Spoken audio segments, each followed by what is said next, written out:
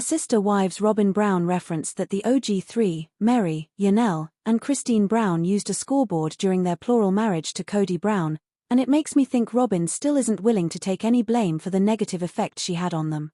Kody married Meri, Janelle, and Kody in the early 90s, and the trio lived in what they thought was happy polygamy until Kody met, courted, and married Robyn in 2010.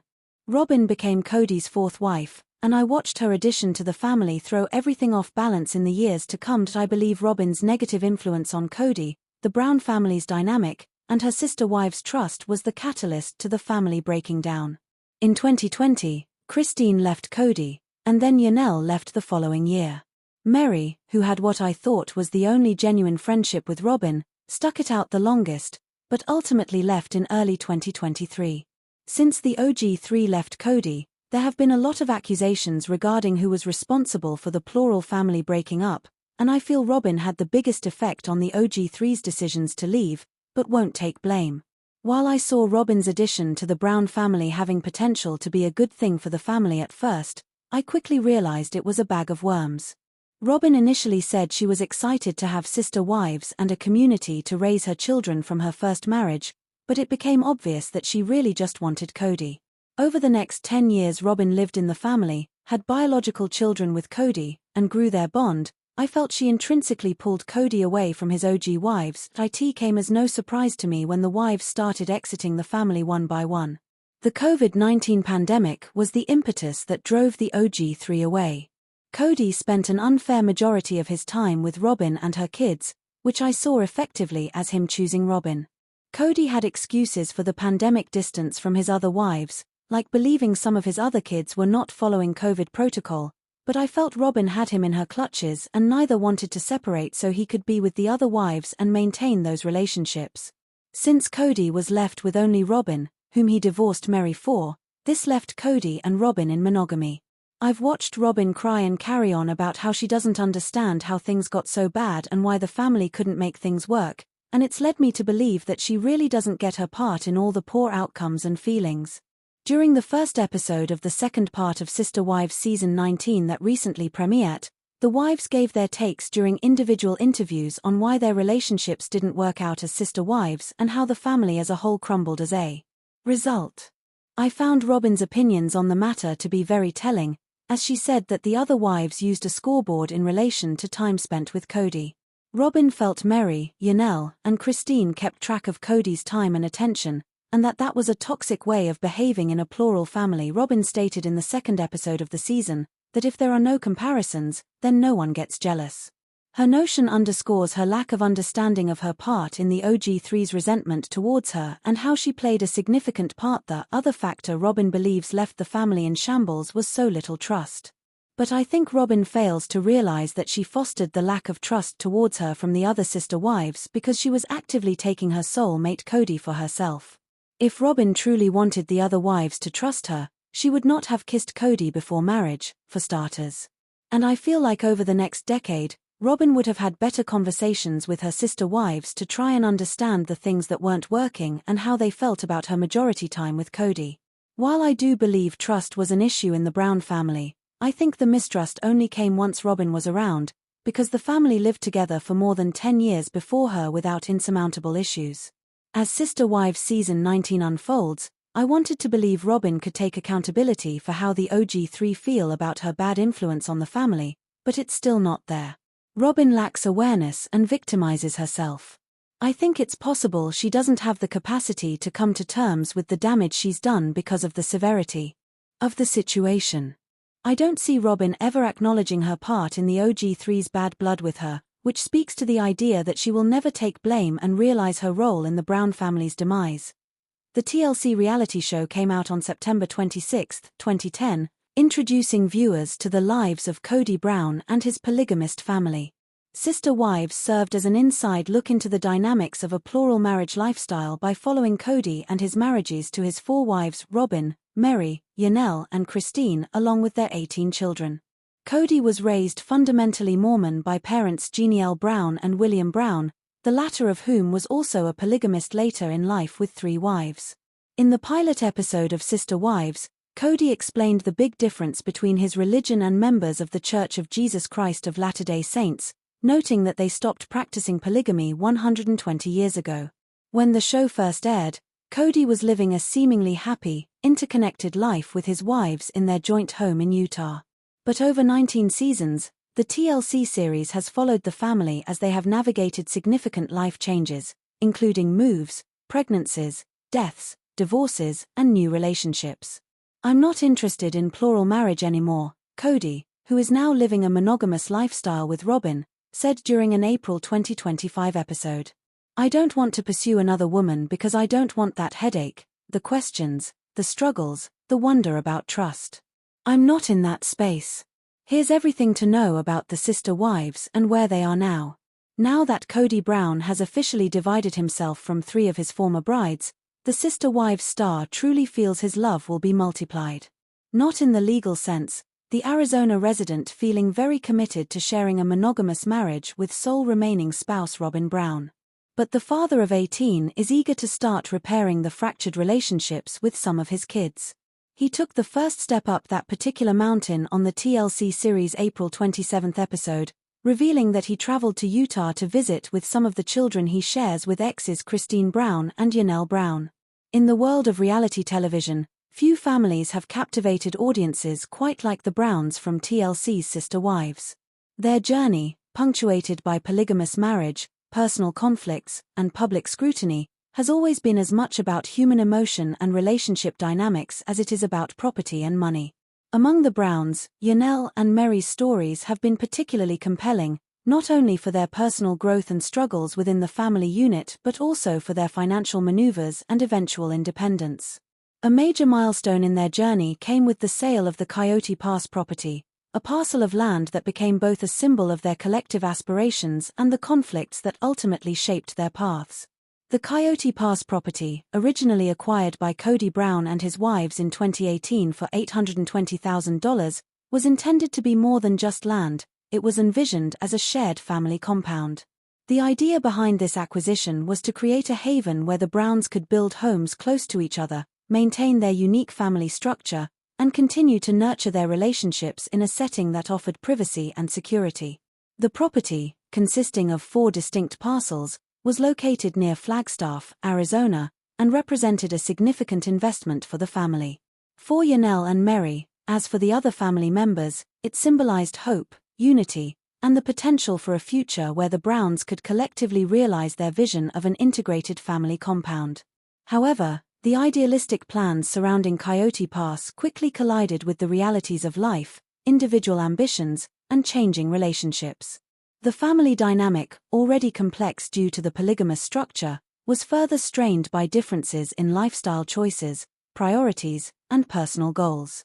Kody Brown was the first to step away from the plural marriage, a decision that foreshadowed the eventual dispersal of the family's collective vision for Coyote Pass.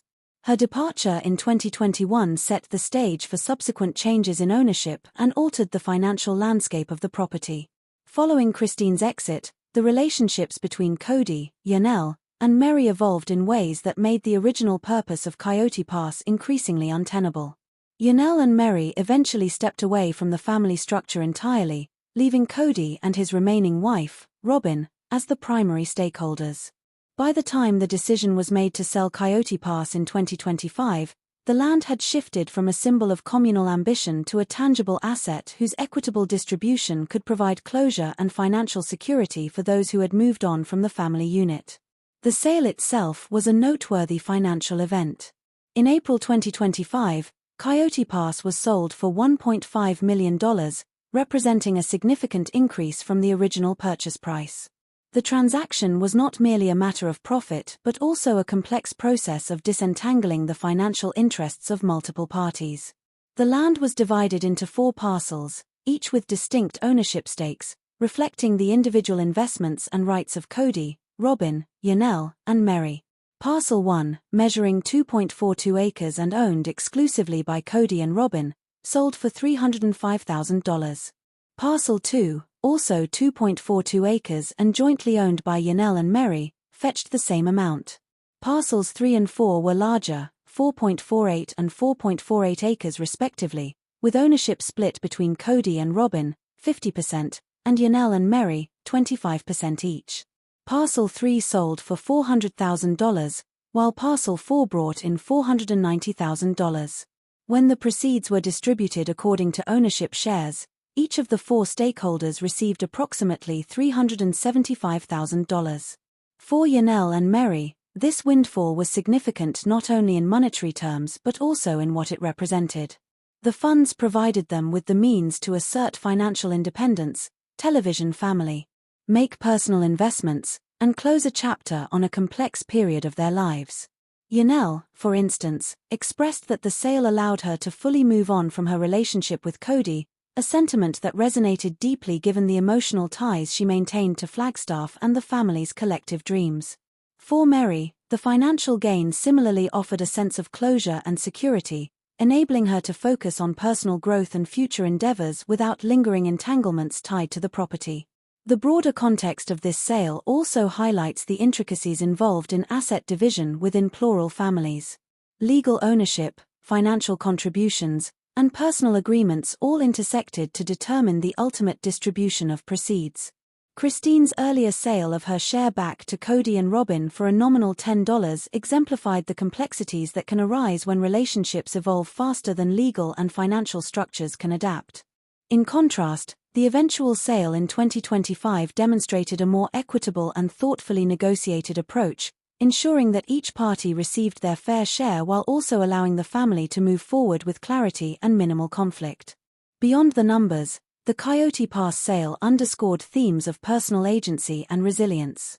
Janelle and Meri's ability to navigate the emotional and financial aspects of the transaction illustrated their growth as individuals capable of making strategic decisions in the face of challenging circumstances.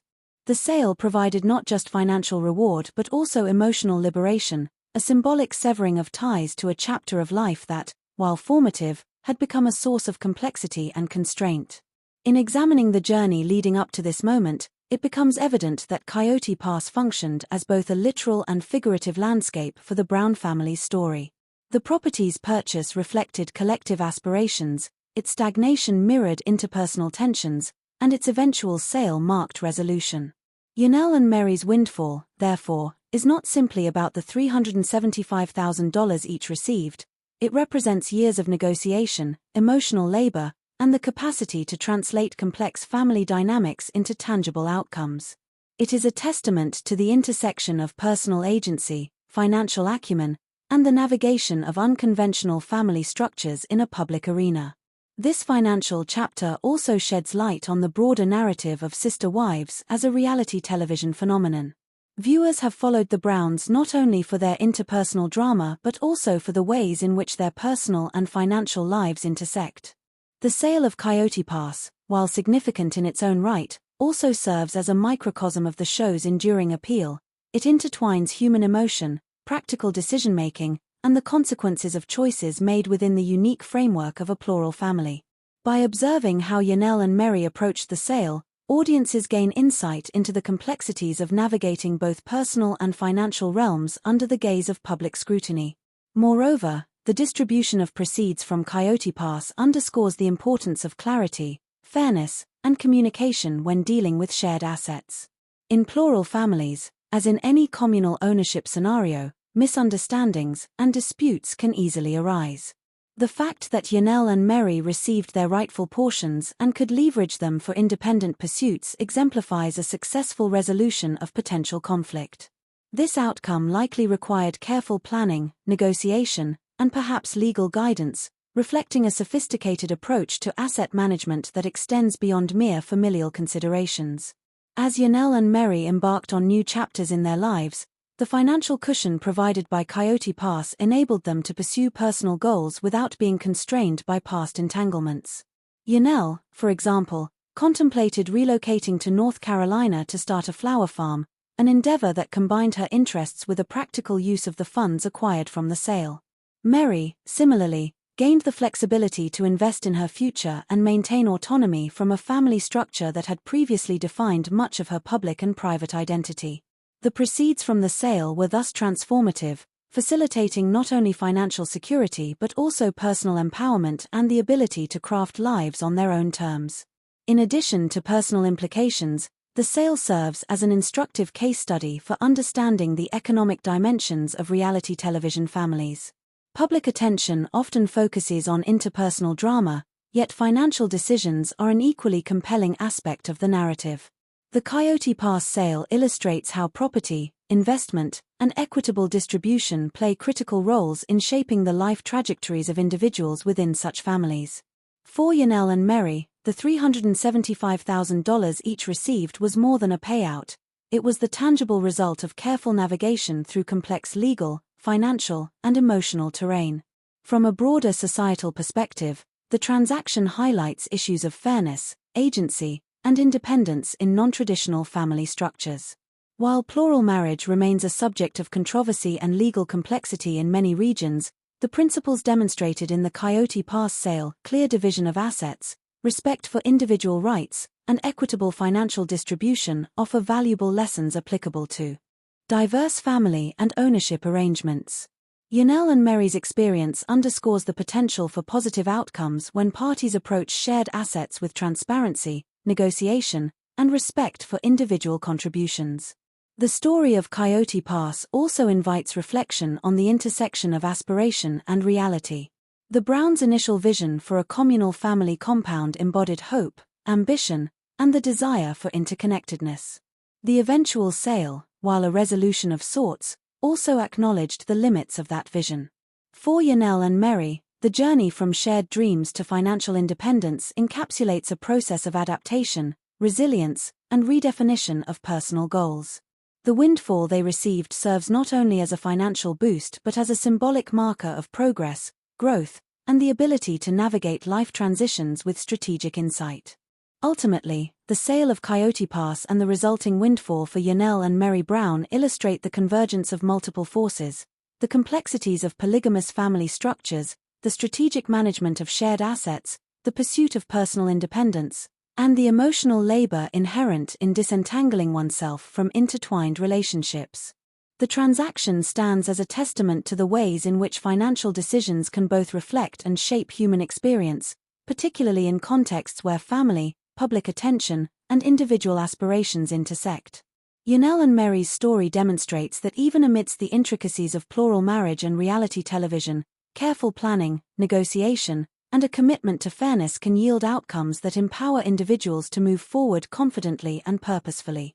In conclusion, the $1.5 million sale of Kody Pass and the $375,000 windfall received by Janelle and Meri represents far more than a simple financial transaction. It is the culmination of years of emotional complexity, negotiation, and personal growth.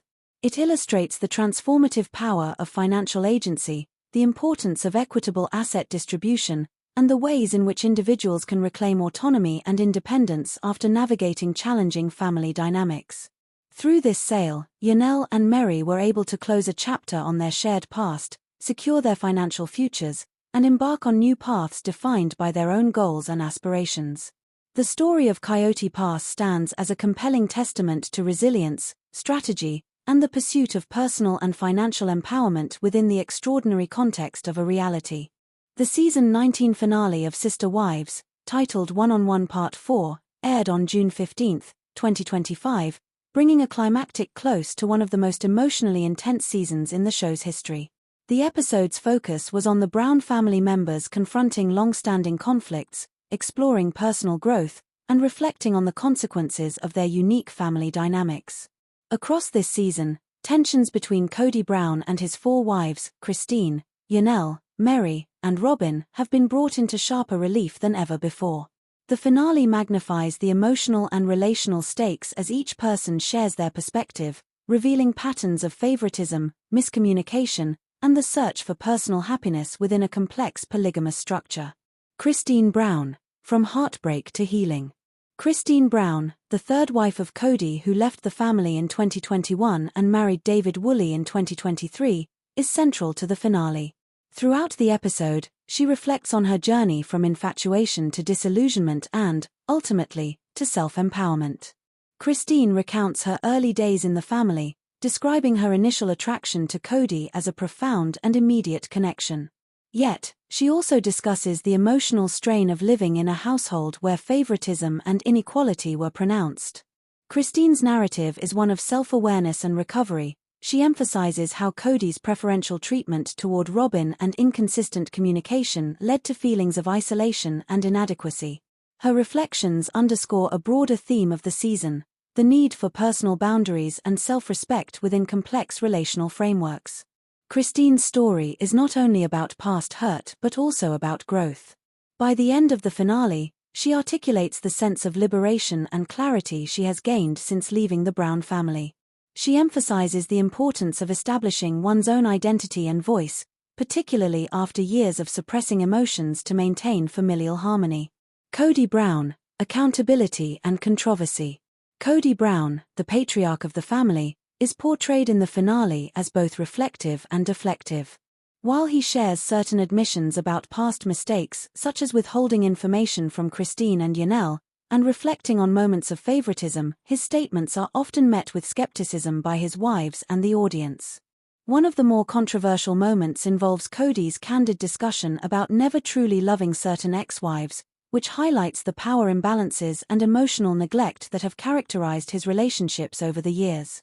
Kody's handling of accountability is a recurring point of tension in the finale. While he acknowledges errors in judgment, his rationalizations often blur the line between self-awareness and self-justification.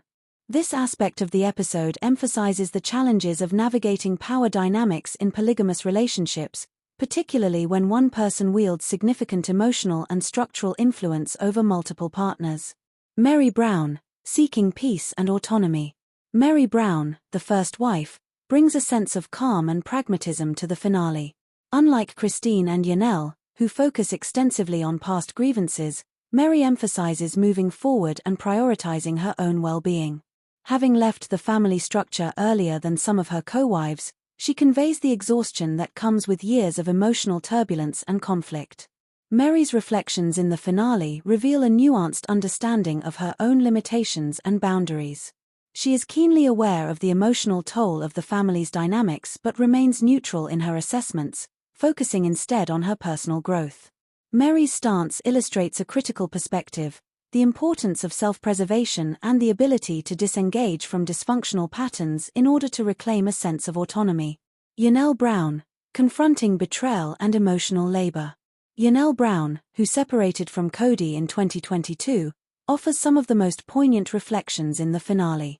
She speaks candidly about the feelings of betrayal and disappointment that arose from years of emotional neglect and inconsistent treatment. Her narrative highlights the challenges of co-parenting within a polygamous framework, especially when past grievances are unresolved. Janelle's observations underscore the emotional labor required to maintain balance and stability in the family.